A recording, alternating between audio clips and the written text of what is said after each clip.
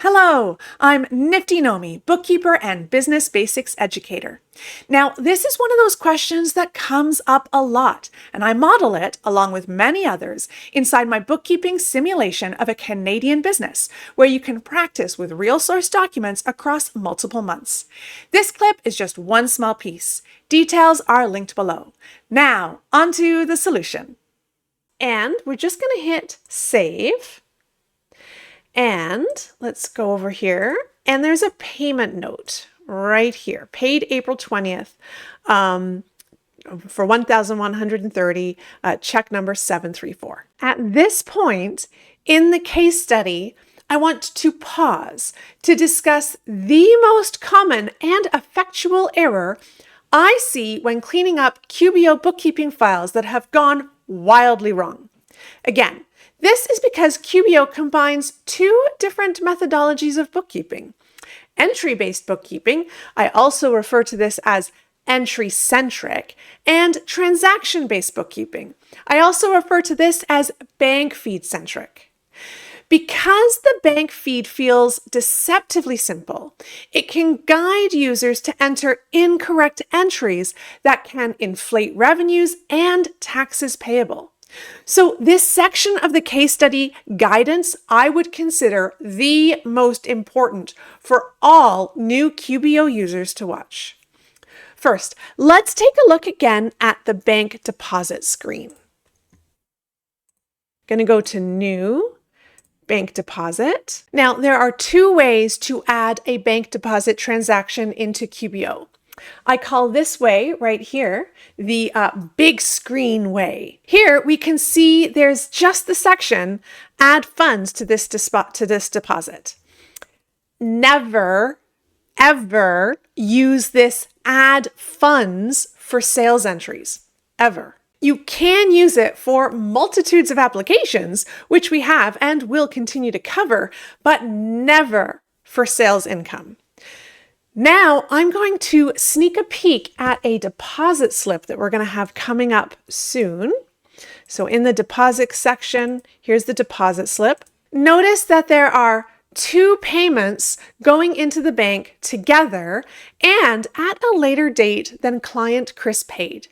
This is what I would call a combined deposit, a combination of items going in together. Also, Chris paid on the 19th, but that's not deposited until April 25th. So his invoice was paid on the 19th. He didn't owe anything on the 19th, but the bank did not increase. The funds were in transit. So the bank deposit screen is to always be used when there are either a combination of items going in, so a combined deposit, or if the funds are in transit over a period of time. Let's come back to this later. Let's go ahead and enter Chris's payment. So we have here paid April 20th, I thought 19th. Let's see, sorry. Let's close this bank deposit screen. There's a few different ways to enter that. One way is we can jump right back to the last thing we entered, so this invoice right here. And then we can hit the receive payment button and we'll date it the 20th. And the reference number was, there it is, 734. And I'm going to actually say we're depositing this to undeposited funds. That's what we're going to use to do the combined deposit. This is a very special GL account in QuickBooks. So because we came to this payment screen from the invoice screen, it's actually already checked off that the invoice is paid. So all we need to do now is save and close. Now, when we go back to the bank deposit screen, so I'm just going to open up to a new bank deposit. Look, now we can see Chris's payment. Because we said that this was paid to undeposited funds, we can see that Chris's payment is here, ready to be checked off and added to a bank deposit entry. And the add funds to this deposit is still down here at the bottom, but we're actually going to be adding payments to the deposit from the checklist up here. Now on this deposit slip right here, we can see that actually Anita Bath also gave us a payment. And let's see if Anita has a bill, or sorry, an invoice for us to enter for that amount. So I'm going to close this without saving. So another way to enter a customer payment is to go new. There's many ways to do it, but here's another way. You go new, receive payment, and then we can just put Anita's name up here, Anita Bath. And it doesn't say when she paid. So we're just going to assume the 25th for now, because that's the date it went into the bank. Reference number was check number 1234. What a coincidence. Again, we're going to use undeposited funds here so that we can see it as a check to be deposited in that bank deposit screen. And we'll just check off this invoice here, say she's paying all of it, and save and close. So let's go new bank deposit. And look, now we can see both Chris's and Anita's payment available for us to check off and add to a deposit entry. And again, I see this as like having the checks sitting in the deposit book ready to go to the bank, funds in transit. Now, before we do enter this deposit though, I want to show you what this looks like from the bank feed screen. So here is the bank feed screen, and here is the branch deposit of $220,350. Imagine a new QBO user who diligently creates and sends multiple invoices, and then also diligently marks them as paid. But that was last week. Over the course of the week, much more has happened, and the new bookkeeper is faced with dozens of bank feed items to match and clear.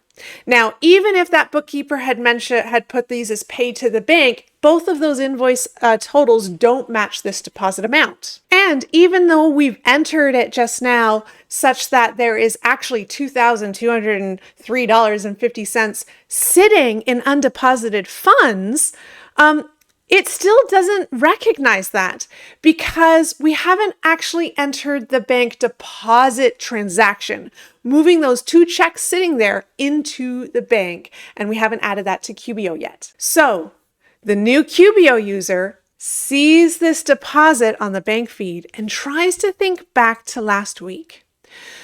Who gave us money last week? Yes, it was Chris Bacon. So the diligent new QBO user feels that they must clear every item in this bank feed, and their brain is focused on, what is this? When they have identified that this bank feed info line they think is actually income from Chris Bacon, the bank feed does allow for an oversimplified cash accounting, which is not applicable to the majority of small businesses. And because the new user is so focused on the bank feed and believes they can do everything from the bank feed screen, they diligently enter the revenue as if it was from Chris Bacon. So all they would need to do is just say, oh, I know, this was Chris Bacon, right? And actually that was landscaping income, they think. And yes, there was HST on that, and they can just click add. Because the user was in a bank feed centric frame of mind, they forgot that they had entered the payments from an entry centric method of bookkeeping. They've already put it in somewhere else, but they either don't remember or don't quite know how to marry those transactions in QuickBooks properly to the QuickBooks bank feed info line. But we've already put in the revenue from Chris. What I just did right now was put in a double entry. And I've seen this done in some very high revenue business QBO files. I'm talking $20,000 to $30,000 sales entries duplicated multiple times. This is a huge issue, especially in the duplicated HST collected. And it is probably the most common error I see new QBO users do. We just used what I call the shortcut way to put in a bank deposit. First, let's see what it looks like the big screen way. We can jump right back in again to the last thing we entered with the spyglass, and here is that bank deposit that we just entered. Here, we can see that there's 2 checks still available to be checked off, but it's important to note they are not checked off, meaning they are not part of this bank deposit entry that is married. So there's the bank feed info line that's married to the bank feed info line. And down here, we have actually used the add funds section to add landscaping income. How many times have I shown this to a new user and they never remember doing this? And it's because they added it from the bank feed, the shortcut way, not knowing this is the big screen thing that they were doing. So let me show you how we would add that bank deposit the correct way, okay? We would go new, bank deposit. We would confirm the bank account that it's going into, and we would confirm the date. And then all we would need to do is check off the 2 checks that are ready to go in and be deposited. Now, if petty cash was also going into the bank or a grant was going in, then that is when we could use this add funds to deposit section. And check it out. If this deposit was actually coming from Square and some Square fees were being deducted, we could go ahead and put in those Square fees right here and make it negative. So let's say negative $23.50 was being deducted for Square fees, and you can see how that's going to reduce the amount. So you can even put negative things in here. But today it's just the 2 checks. So let's just go ahead and delete that. But I'm not going to hit save. And I'm not going to hit save because I just added that 25th deposit the wrong way. Now I could delete it, but if the bank was already reconciled, that bank feed info lines married to that transaction, and it would be a bit of a pain to fix, which we'll look at later in the course. But let me just show you a quicker way to fix it. So I'm not going to save this. I'm going to jump to that bank deposit we just added, and I can use that little clock here. It's all the most recent bank deposit entries that have just happened.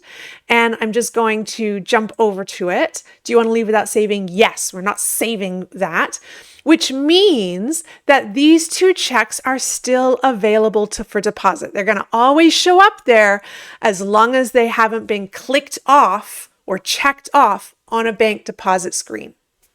So let's go ahead and check them off for this deposit. And look, that's doubled the amount of the deposit. So all we need to do is delete this amount that we just added in the add funds section, and the total goes back to $2,203.50. And it's still married to its bank feed info line. And all we have to do now is hit save. And you know what? I'm going to hit save anew. And now you can see that there are no longer any checks available for deposit. And that's because they have been checked off here in this bank deposit right here. I just realized when I mentioned the clock to jump to the entry we just did for bank deposit, might have been hidden by the screen. So there's that little clock thing that shows us the most recent transactions that we've entered. Now let's continue on and see what else is in the folder. This clip is taken from one of the walkthroughs inside the Grand Gate Gardens real-world bookkeeping simulation. This Canadian business simulation includes multi-month practice work, downloadable source documents and bank feeds, common error spot check questions, and guided walkthroughs. If you found this video useful, don't forget to subscribe to my channel. I'm also on Instagram at BeThatBusiness, and you can tweet at me, X at me. I'm at NiftyNomi, and I'm also at NiftyNomi on Twitch and TikTok.